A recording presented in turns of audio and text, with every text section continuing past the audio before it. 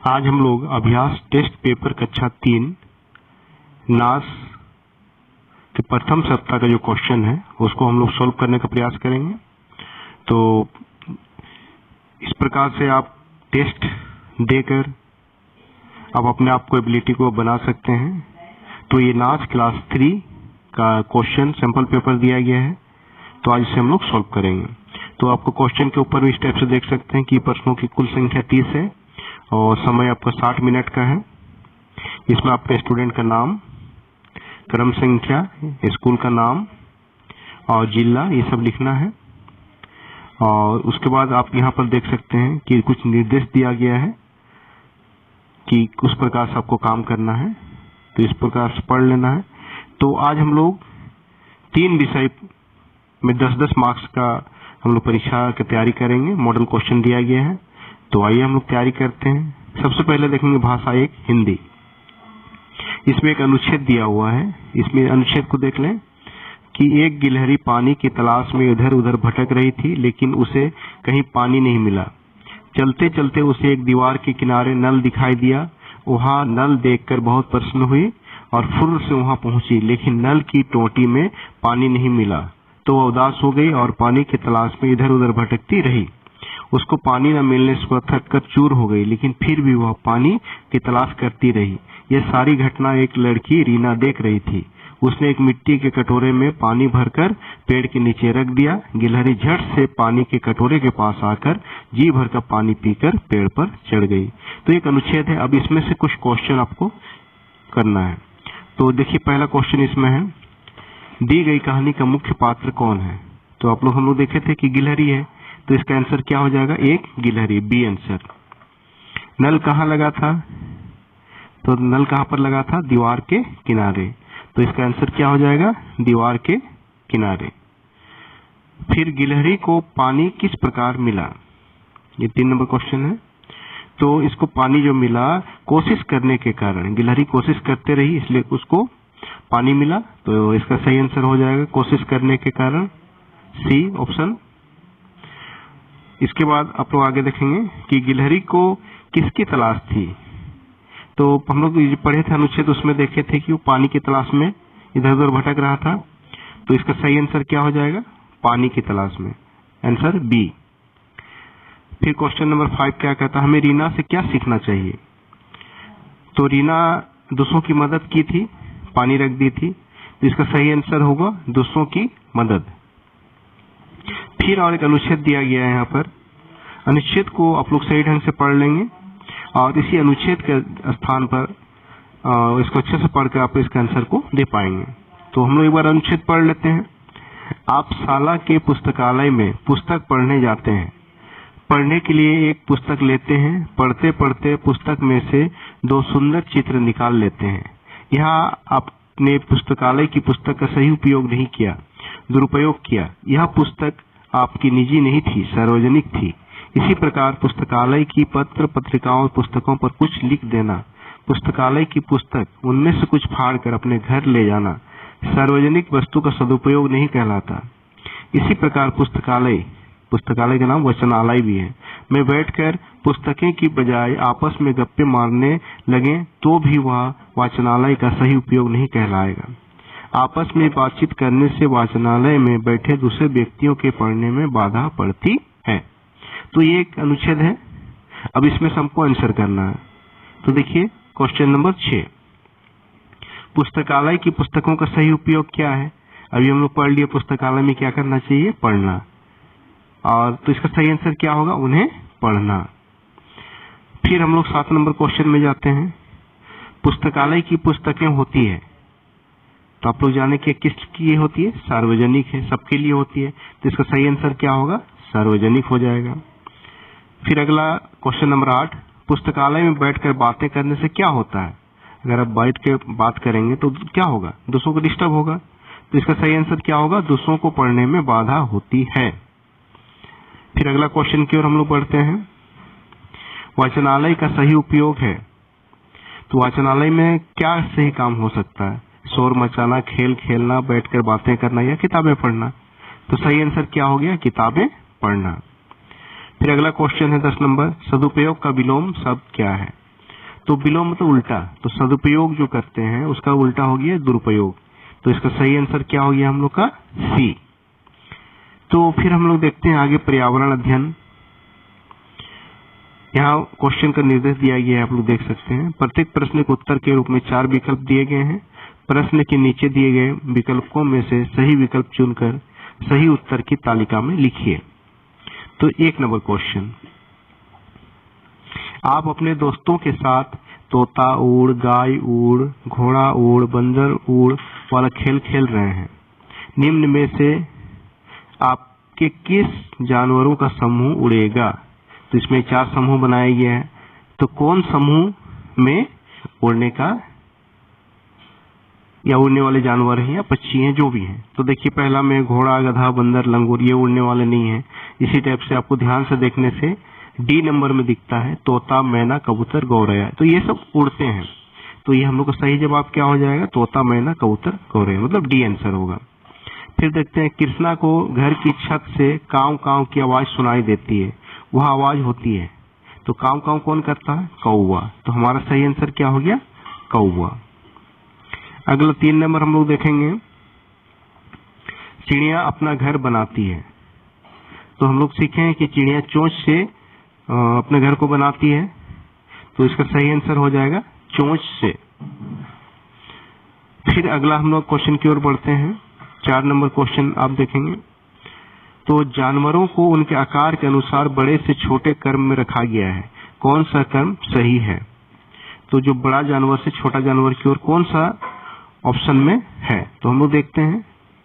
तो सबको देखने से पता चलता है कि ए नंबर ऑप्शन हमारा सही होगा, क्योंकि हाथी सबसे बड़ा, उससे छोटा हिरन और उससे छोटा है गिलहरी, और सब ऑप्शन हमारा सुटेबल नहीं है। तो यह आंसर हमारा ए नंबर सही हो गया। अगला क्वेश्चन 5 नंबर, रात के समय जागने वाले जंतुओं में से इसके पंख पतली त्वचा के बने होते हैं। तो आप लोग तो जानते हैं कि पतली पंख का जो पंख बनता है वो चमगादड़ का रहता है। तो इसका सही आंसर हो जाएगा चमगादड़। फिर 6 नंबर प्रश्न देखिए, पेड़ के तनों के सुराखों में घोंसला बनाने वाला पक्षी है। तो पेड़ के सुराख में कौन सा पक्षी घोंसला बनाता है? तो आप लोग बना सकते हैं, उल्लू वहां रहता है, तो उल्लू उसका घोंसला को वहीं पर बना के रखे रहता है। तो इसका सही आंसर उल्लू हो गया। इसके बाद आप लोग 7 नंबर क्वेश्चन देखेंगे, नीचे दिए गए चित्रों में से कौन सा चित्र अंगुलियों का प्रयोग कर बनाया गया है? तो यहाँ पर देखते हैं कि अंगुली का प्रयोग कर, तो यहाँ पर डी नंबर में देखिए अंगुली का चिन्ह, टेपा के चिन्ह से इस सिंबल को बनाया गया है। तो हमारा सही आंसर होगा डी। अगला क्वेश्चन की ओर हम लोग बढ़ते हैं।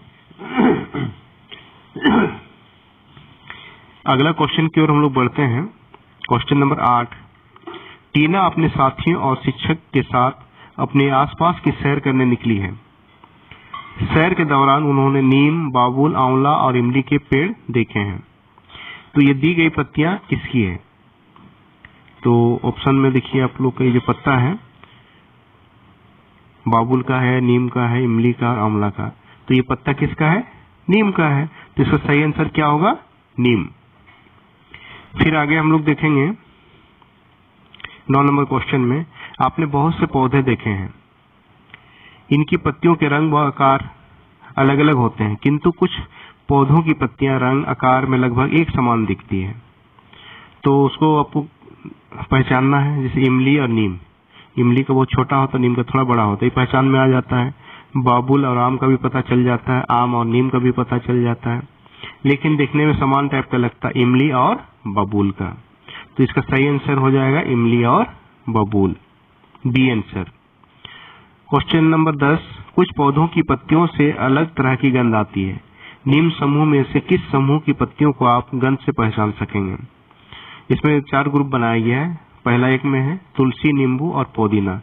तुलसी का भी गंध सुगंध से पता चलता है, नींबू का भी और पुदीना का भी। तो ये आंसर हमको सटीक लग रहा है, जबकि और सब ऑप्शन उतना सटीक नहीं लग रहा है। तो पहला आंसर ही सही होगा। फिर हम लोग गणित की ओर आगे बढ़ते हैं। गणित में भी 4 विकल्प दिए गए हैं, उनमें से एक क्वेश्चन का आंसर जो है सही होगा। तो पहला क्वेश्चन देखिए, राधिका के पास कुछ बीज हैं, यदि उसे 6 बीज और मिल जाते हैं तो उसके बीजों की संख्या 16 हो जाती है। राधिका के पास कितने बीज पहले से थे?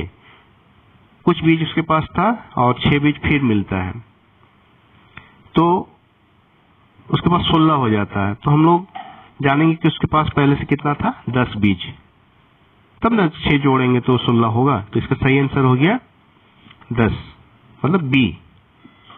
इसी टाइप से 2 नंबर क्वेश्चन पढ़ेंगे हम लोग। एक खिलाड़ी क्रिकेट खेल रहा है, उसके 96 रन बन चुके हैं, उसे शतक बनाने के लिए कितने रन और बनाने होंगे? 96 रन बन चुका है और शतक मतलब 100, उसको बनाने के लिए और कितना रन की आवश्यकता होगी? 4। तो हम लोग क्या आंसर लिखेंगे इसमें? सी में 4 आंसर है, तो हम लोग 4 सिलेक्ट कर देंगे। फिर अगला क्वेश्चन, किस घर की संख्या 442 है?